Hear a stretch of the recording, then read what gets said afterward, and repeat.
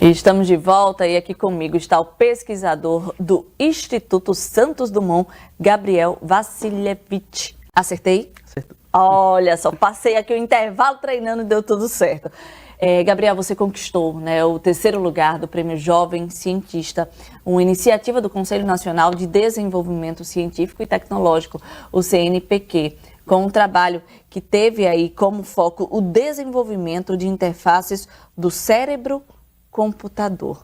Explica pra gente como foi essa pesquisa. Uma pesquisa que não foi iniciada agora, recente não, foi em 2014, é isso? Isso, a pesquisa começou mais ou menos em 2014, quando eu estava começando o mestrado, e a gente sempre teve um interesse muito grande em investigar interfaces não usuais, que são, o que a gente considera usual é, por exemplo, você usar o computador com mouse, teclado, usar celular com touch, são coisas que a gente considera usual. E aí coisas não usuais são outras maneiras de interagir com o computador, por exemplo, usando gestos ou usando o próprio cérebro. Então, as interfaces, por exemplo, é o mouse, é você pegar o mouse, é isso? É, como você interage com o computador. E aí você pode usar mouse e teclado, você pode usar outras formas. E aí, nesse caso, a gente focou nesse tipo de interface chamada cérebro-computador, que são formas de controlar o computador usando o cérebro diretamente. Então, a gente lê a atividade cerebral da pessoa e tenta identificar qual é a intenção dela. Então, a gente como é que é feito? Assim, como é que você instala alguma coisa no cérebro? Não, a gente usa sensores que a gente chama de eletrodos, que são sensores que a gente coloca por cima da cabeça, como se fosse uma touca com vários sensorizinhos. E aí, a partir disso, a gente consegue medir como o cérebro está trabalhando, qual é o nível de atividade elétrica que está acontecendo no cérebro. E aí, a partir disso, dessa atividade, a gente tenta identificar padrões. Então, por exemplo, se a pessoa imagina que está movendo a perna ou o braço, existem áreas do cérebro que são mais ativadas durante essa ação. A pessoa está imaginando uma ação. E aí o computador, usando inteligência artificial, tenta identificar quais são esses padrões e transformar isso em comandos. E foram 10 anos aí de pesquisa, e pesquisas que continuam também nessa área. Isso, a gente vem trabalhando nesses últimos 10 anos, tanto no desenvolvimento desses sistemas, quanto criar métodos para tornar esse desenvolvimento mais fácil.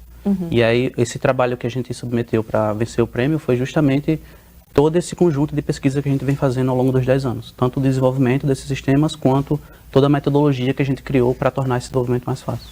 Os resultados dessa pesquisa já estão sendo utilizados, inclusive, em 140 instituições de todo o mundo, né, como universidades, centros de pesquisas e empresas. Isso. A pesquisa em si que a gente criou envolve tanto os métodos que a gente desenvolveu quanto os jogos, e esse conjunto de ferramentas vem sendo utilizado por pesquisadores e instituições para o desenvolvimento de novas interfaces cérebro-computador e pesquisas na área. Então eles pegam os resultados que a gente desenvolveu e aplicam para desenvolver novas pesquisas.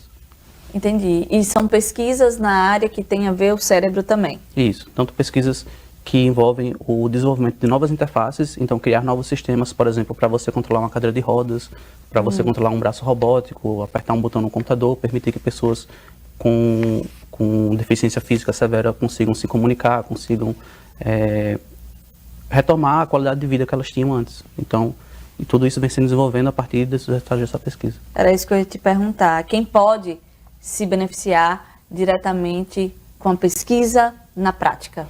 Pronto, ela é voltada principalmente para pessoas com deficiência física, então pessoas que vão perdendo a mobilidade ao longo do tempo, então pacientes com Parkinson, por exemplo, pacientes com esclerose lateral amiotrófica ou com lesão medular, pessoas que perderam algum tipo de movimento mútuo ao longo da vida, e até por pessoas do público geral. Então, mesmo que você não tenha uma deficiência física, você consegue utilizar esse tipo de sistema para conseguir controlar o computador ou um jogo digital ou algum dispositivo de maneira facilitada ou expandida. Então, a gente imagina, por exemplo, que antigamente a tecnologia de comunicação por celular, por exemplo, era uma coisa muito restrita, e hoje em dia todo mundo tem acesso a um celular. Isso. Então, a gente imagina que no futuro esse tipo de tecnologia também vai ser aplicado por uma gama muito maior de pessoas, mesmo que não seja para aplicações clínicas. Entendi. Gabriel, eu imagino o sentimento de vocês, né, pesquisadores, ali naquela fase até de testes, colocar para uma pessoa que tem uma certa deficiência e saber da felicidade dela também em poder mover algo, ou de fato ela está tendo acesso ali a um sistema, uma plataforma no computador. Eu sei que a pesquisa ela visa o racional, mas tem muito dessa parte empática também. Isso, a gente sente que os pacientes, quando eles vão conseguindo desenvolver, eles vão ganhando mais autoestima, ou até cria aquela coisa da esperança mesmo. De você, quando você perde o movimento e você tem a chance de conseguir recuperar ele, mesmo que seja com um dispositivo externo, um exoesqueleto ou um braço robótico, cria aquela sensação de esperança da pessoa conseguir retomar as funções de vida que ela tinha antes. Então ela tem mais independência também. É muito viajante, você me corrija se eu estiver errada, mas é possível utilizar esses dispositivos no SUS?